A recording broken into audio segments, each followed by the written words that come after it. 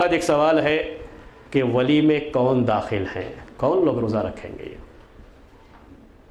اب یہ مسئلہ تو ہم نے جو ہے سمجھ لیا کہ کون قضا کریں گے، اس کی طرف سے اس کے ولی قضا کریں گے، اس کے رشتہ دار۔ تو یہ کون سے رشتہ دار ہیں جن کی یہ ذمہ داری ہوگی؟ ایک حدیث جو آپ کے سامنے آئی اس میں بیٹی کا ذکر ہے، اور بیٹی سے آپ نے کہا، بیٹی نے ہی سوال کیا تھا کہ میری ماں کے اوپر یہ روزہ تھا تو کیا میں ان کی طرف سے یہ روزہ رکھ سکتی ہوں؟ تو آپ نے کہا رکھو ان کی طرف سے یہ روزہ۔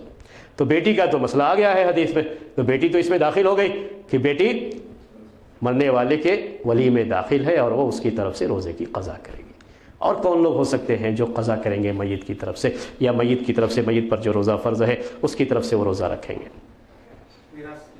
ہاں، جن کو میراث میں حصہ ملتا ہے تو کہیں گے کہ جب آپ مال لے رہے ہو تو ان کی طرف سے روزہ بھی رکھو۔ ہاں، یہی نہ کہنا چاہ رہے ہیں؟ تاکہ مسئلہ یہ نہ رہے کہ میٹھا میٹھا ہپ ہپ، کڑوا کڑوا تھو تھو، مال تو ہے ٹھیک ہے ہم لیں گے، اور روزہ رکھنے کا مسئلہ آیا تو آپ لوگ رکھ لو، ایسا مسئلہ نہیں آنا چاہیے۔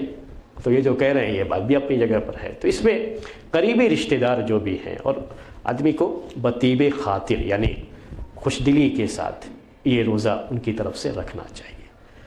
بیوی کا انتقال ہوا، تھوڑی دیر کے لیے فرض کر لیتے ہیں، بیوی کا انتقال ہوا، شوہر ابھی زندہ ہے، شوہر رکھے گا بیوی کی طرف سے روزہ؟ ہاں رکھے گا؟ رکھنا چاہیے؟ امید تو نہیں ہے لیکن رکھنا چاہیے۔ ویسے جو عام طریقے سے یہ امید کی نہیں جا سکتی، لیکن رکھنا چاہیے اس کو، کیونکہ وہ بھی تو اس کے طریقے میں سے حصہ لیتا ہے، اچھا خاصا حصہ ملتا ہے اس کو۔ اگر شوہر کا انتقال ہوا ہے تو بیوی اولیاء میں شامل ہو کر کے وہ کرے گی، اس کی طرف سے روزہ جو ہے اگر فرض روزہ رہ گیا ہے تو اس کی طرف سے رکھے گی، اس کی آپ زیادہ امید کر سکتے ہیں۔ ان دونوں میں فرق کیا ہے کہ عورتوں کو بیچ میں روزہ قضا کرنے کی عادت رہتی ہے تو وہ آسانی سے کر لیتی ہیں یہ، لیکن مردوں کا چھوٹا ہوا روزہ، ان کو جو روزہ چھوٹ جاتا ہے رمضان میں تو جلدی قضا ان کے لیے بہت مشکل مسئلہ ہوتا ہے یہ قضا کرنا جو ہے۔ تو اپنا ہی روزہ قضا کرنا ان کے لیے مشکل ہوتا ہے، دوسرے کے روزے کے بارے میں آپ کہاں تک جو ہے ان کے بارے میں سوچیں گے، لیکن دونوں کو کرنا ہے، یہ اس میں داخل ہوں گے۔ اس کے بعد بیٹی کا ذکر ہی آیا ہے، جب بیٹی کا ذکر ہے تو بیٹا تو اس سے بھی زیادہ طریقے میں حصہ لیتا ہے، تو بیٹے کو بھی اولیاء میں وہ بھی شامل ہے، بیٹا بھی ان کی طرف سے روزہ رکھے گا، میت کی طرف سے ولی میں داخل ہے یہ، اور یہ روزہ رکھے گا۔ جب بیٹا ہے تو بیٹے کے ساتھ ہی پوتا، بیٹی کے ساتھ پوتی، یہ جو یہ نسب کا حصہ ہوتا ہے یہ سب کی سب اس میں داخل ہوں گے۔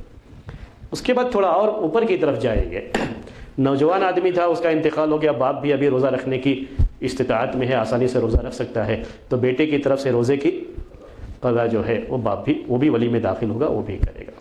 ماں بھی اگر اس پوزیشن میں ہے، ابھی وہ روزہ رکھتی ہے، تو ماں بھی بیٹے کی طرف سے قضا کرے گی۔ ان سب کو طریقے میں حصہ ملتا ہے۔ اس کے علاوہ بھائی بہن، قریب میں آتے ہیں یہ لوگ بھی، بھائی اور بہن، ان کو بھی کہا جائے گا۔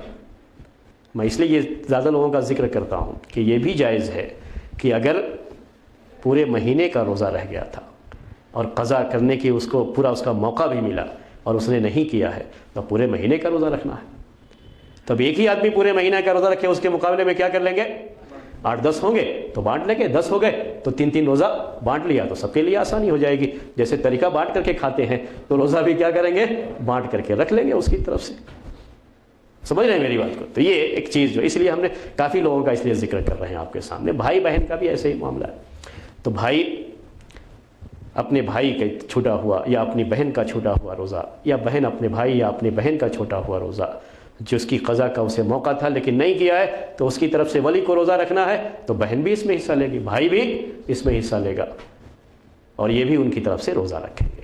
کسی کے اوپر کوئی بوجھ نہیں ہوگا، اس طریقے سے اگر پوری جو ہے تقسیم رہے گی۔ اس کے بعد بھتیجے کا مسئلہ آتا ہے، یعنی بھائی کا بیٹا۔ ایسا ہو سکتا ہے کہ بھائی کی عمر بھی زیادہ ہو گئی ہو، بہن کی عمر بھی زیادہ ہو، تو جوانی کی عمر میں بھی کون رہیں گے؟ بھتیجے رہیں گے۔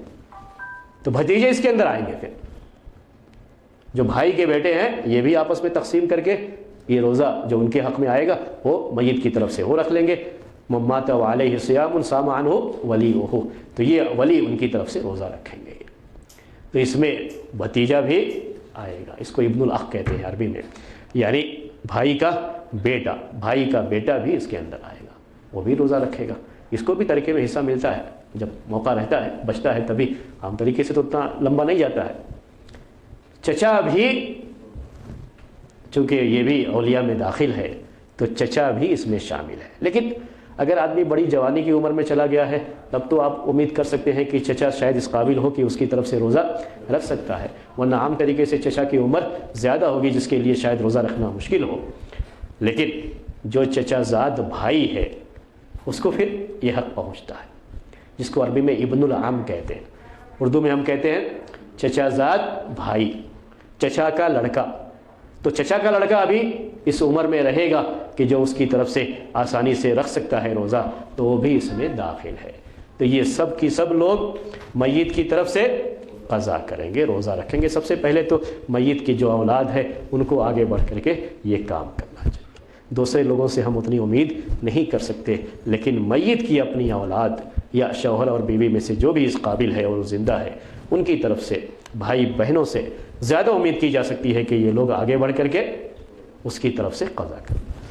اور یہی اس حدیث کا مطلب ہے من مات وعلیہ صیام صام عنہ ولیہ، ٹھیک ہے۔